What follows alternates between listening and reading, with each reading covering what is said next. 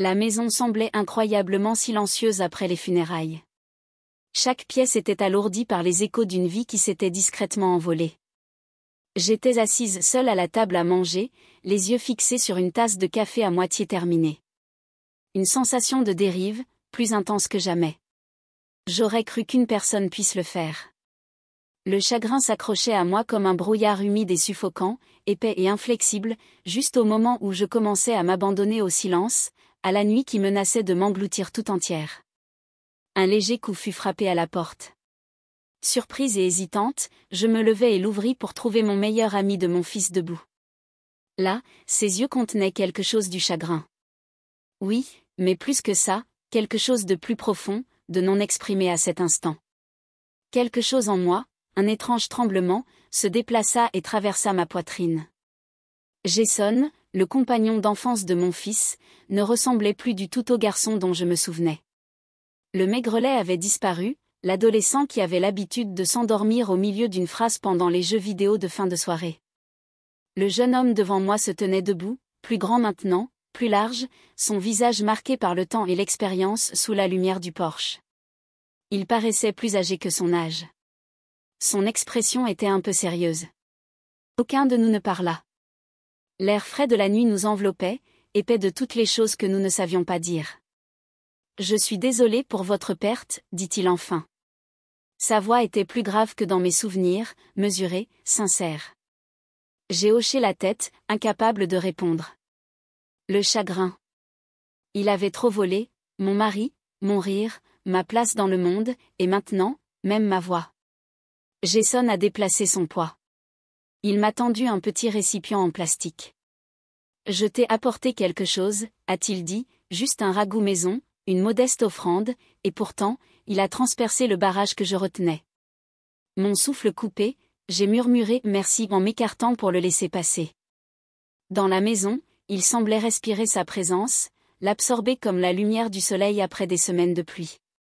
Il posa la cocotte sur le comptoir, puis se tourna vers moi, l'inquiétude gravée dans les traits de son visage.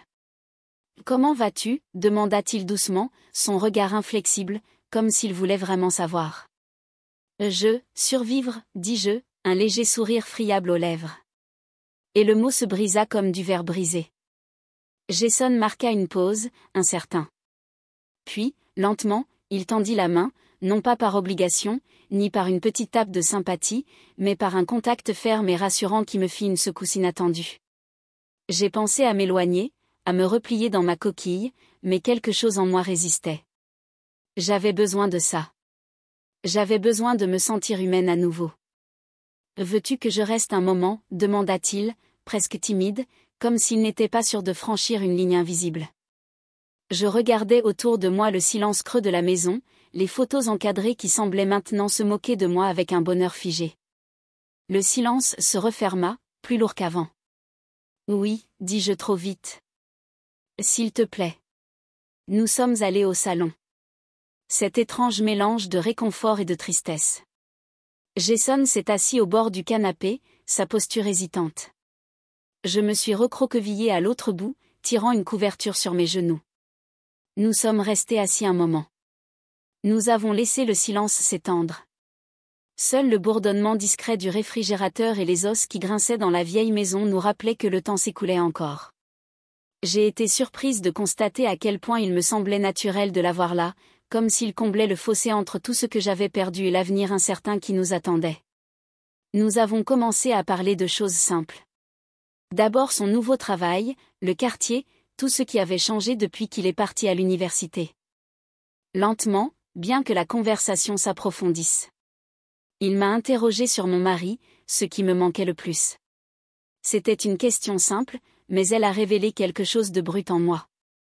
J'ai parlé plus que je ne l'aurais cru, des rires nocturnes, du calme des matins, des échanges subtils qui signifiaient plus que des mots, des choses que je n'avais jamais osé dire à voix haute. Jason ne m'a pas interrompu. Il n'a pas essayé d'arranger les choses. Il a juste écouté avec une présence concentrée, et cela m'a anéanti. Quand les mots se sont épuisés, quand je ne pouvais plus supporter le poids du souvenir, il s'est penché en avant et a dit doucement, « Tu as le droit de t'ennuyer de lui et d'avoir encore besoin de quelqu'un. » La vérité m'a frappé si profondément que j'ai dû fermer les yeux. Quand je les ai rouverts, il était plus proche point et la lumière n'effleurait qu'une partie de son visage, mais ses yeux brillaient avec sincérité. Clair, il n'y avait aucune pitié en eux, seulement de la compréhension, seulement de la patience et du silence. Pendant un instant, j'ai eu l'impression d'être au bord de quelque chose à la fois périlleux et beau, quelque chose qui pouvait soit commencer à me guérir, soit me briser davantage. Mon cœur battait fort dans ma poitrine, incertain et pourtant ouvert. Mais je ne l'ai pas fait. Je suis resté où j'étais, laissant sa chaleur s'infiltrer dans les creux froids en moi.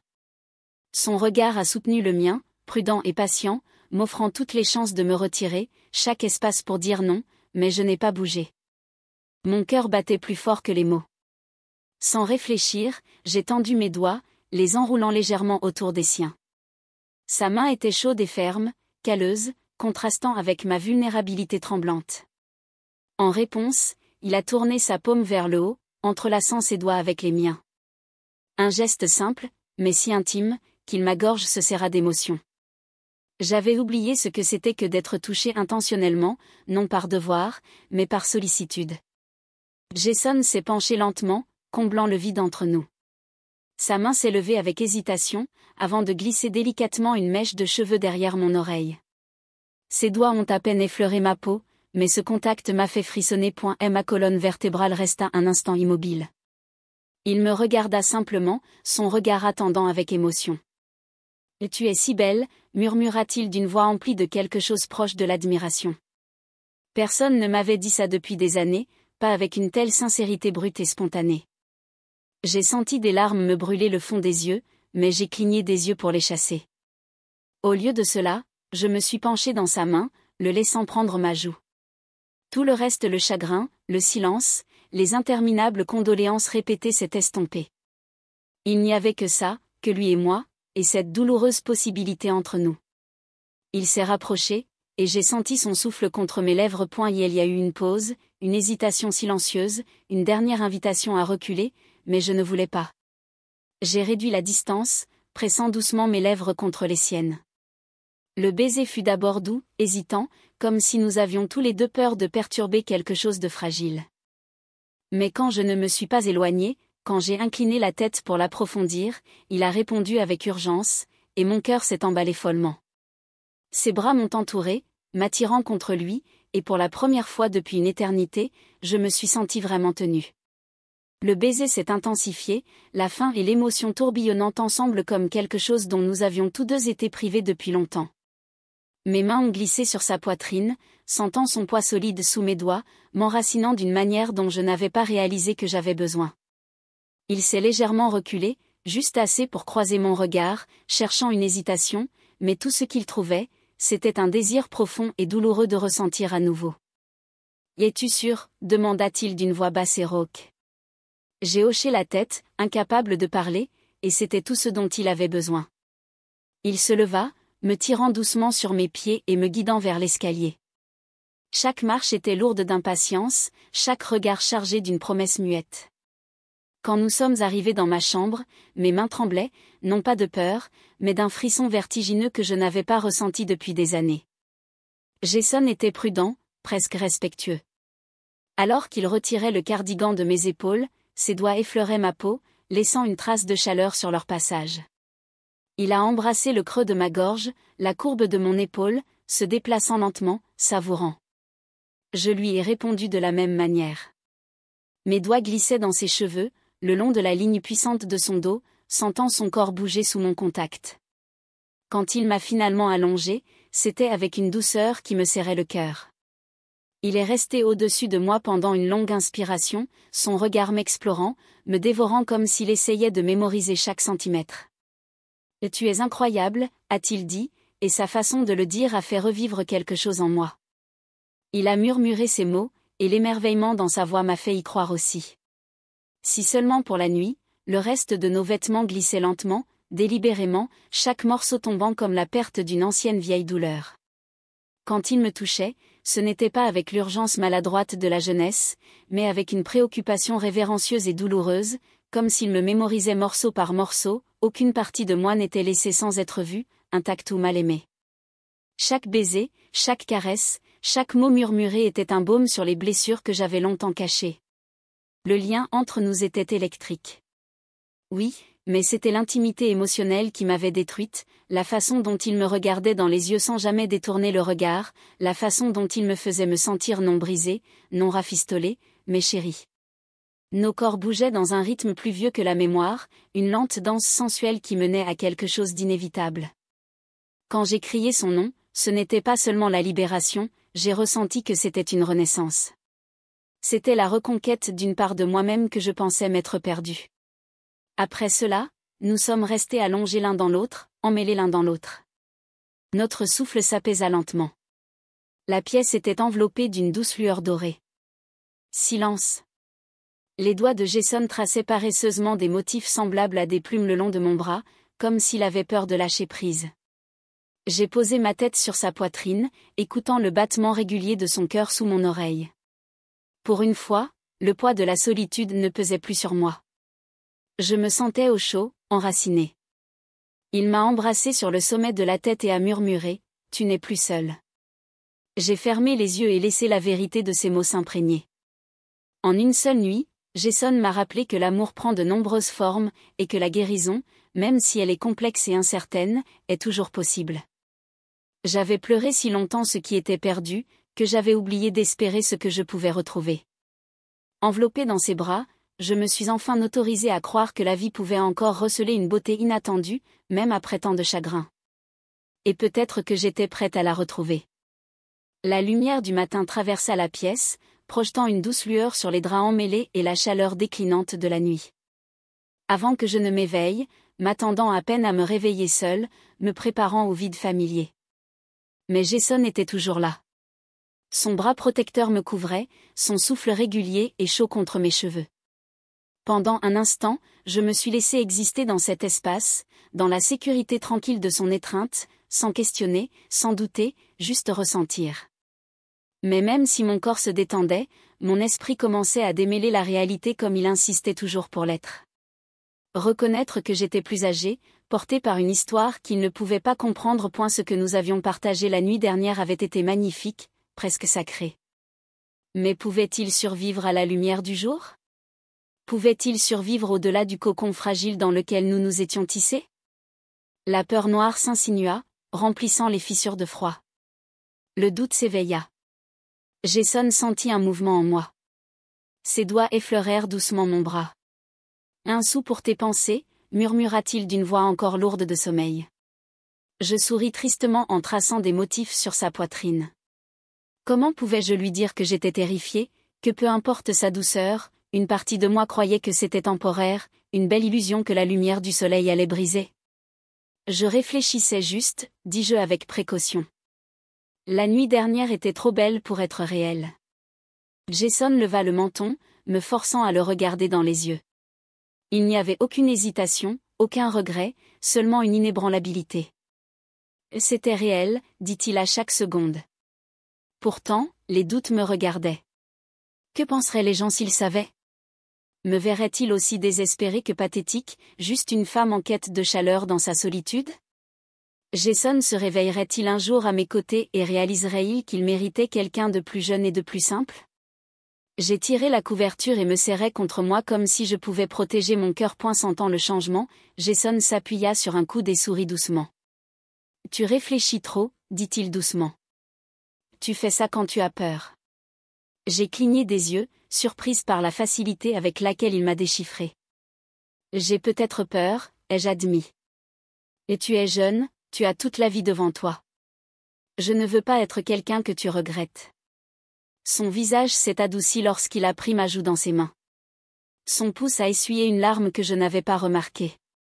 Et tu n'es pas une erreur, a-t-il dit. Tu es la femme la plus courageuse et la plus belle que j'ai connue hier soir. Il ne s'agissait pas de combler un vide, mais de trouver quelque chose de réel. Je voulais le croire, Dieu comme je le voulais, mais de vieilles blessures murmurent des mensonges dans le silence. Je me suis penchée dans sa paume, essayant de faire taire les voix. Que se passe-t-il maintenant ? Ai-je murmuré. Quand le monde reviendra, quand il n'y aura plus que toi et moi dans cette pièce. Jason marqua une pause, choisissant ses mots avec précaution. Je n'ai pas toutes les réponses, dit-il, mais je sais ce que je ressens, et je ne vais pas m'éloigner de ça, ni de toi. Ces mots se posèrent sur moi comme un baume apaisant, mais n'effaçant pas la douleur de l'incertitude. Plus tard, tandis que nous nous habillions et que nous avancions dans les gestes d'une matinée ordinaire, une lourdeur inexprimée persistait dans chaque effleurement de sa main. Chaque regard prolongé portait le poids de quelque chose qui avait changé entre nous. Nous n'étions plus seulement deux âmes solitaires cherchant du réconfort. Nous étions maintenant attachés. Un coup à la porte nous a surpris tous les deux. Jason m'a jeté un coup d'œil, me demandant silencieusement si je voulais qu'il réponde. J'ai secoué la tête, enfilant mon pull, lissant mes cheveux. Qui que ce soit, il pouvait attendre. J'avais besoin d'un moment pour me ressaisir, pour décider quelle part de la magie de la nuit dernière j'étais prête à laisser le monde voir. Mais je savais que le vrai combat n'était pas contre les autres, mais contre moi-même, contre ma peur, la peur d'être vulnérable, la peur d'espérer à nouveau, la peur de donner mon cœur était hors de mon contrôle. Jason est arrivé derrière moi, les bras autour de ma taille, le menton posé sur mon épaule. Quoi qu'il arrive, dit-il silencieusement, nous y ferons face ensemble. Ces mots étaient simples, mais ils portaient le poids d'une promesse dont je n'avais même pas réalisé que j'en avais besoin. Pour la première fois depuis une éternité, je me suis appuyée sur cette promesse. Je me suis laissé aller à croire, non pas au conte de fées ni aux fins parfaites, mais à la possibilité magnifique et confuse de quelque chose de réel, de quelque chose pour lequel il valait la peine de se battre, et peut-être que c'était suffisant. Les jours qui ont suivi n'ont pas été faciles, mais ils étaient bien réels. Il y a eu des moments de doute, de retrait, de questionnement sur la durabilité de cette chose fragile, mais Jason n'a jamais faibli. Quand je vacillais, il me stabilisait. Quand je doutais, il me rappelait par des gestes calmes et des mots fermes que l'amour ne vient pas toujours comme on le souhaite, mais parfois ça arrive doucement, se glissant entre les mailles d'un cœur brisé et s'épanouissant malgré tout ce que nous avons gardé. Notre connexion privée savourant les moments de calme que nous seuls connaissions, les regards à travers une pièce, les caresses volées, les conversations nocturnes qui lentement nous ont ressoudés. Il y a eu des défis, mais nous les avons affrontés main dans la main, sachant que ce que nous avions n'était pas parfait, mais c'était honnête. Jason ne m'a jamais fait me sentir comme un fardeau ou une erreur. Il me faisait me sentir vue, voulue, aimée, non pas malgré mes cicatrices, mais à cause d'elles. Un soir, alors que le soleil baignait le monde d'or chaud, Jason me prit la main et dit « Tu m'as sauvée aussi ». J'ai souri à travers les larmes qui montèrent dans mes yeux, réalisant qu'il ne s'agissait pas seulement de guérir, il s'agissait de construire quelque chose de nouveau, quelque chose dont aucun de nous n'avait osé rêver, mais dont nous avions tous les deux besoin de plus que nous n'en avons jamais connu. Si vous aimez cette histoire, n'oubliez pas d'aimer et de vous abonner pour plus de contenus similaires. N'hésitez pas à partager votre avis sur l'histoire dans les commentaires. Merci d'avoir regardé.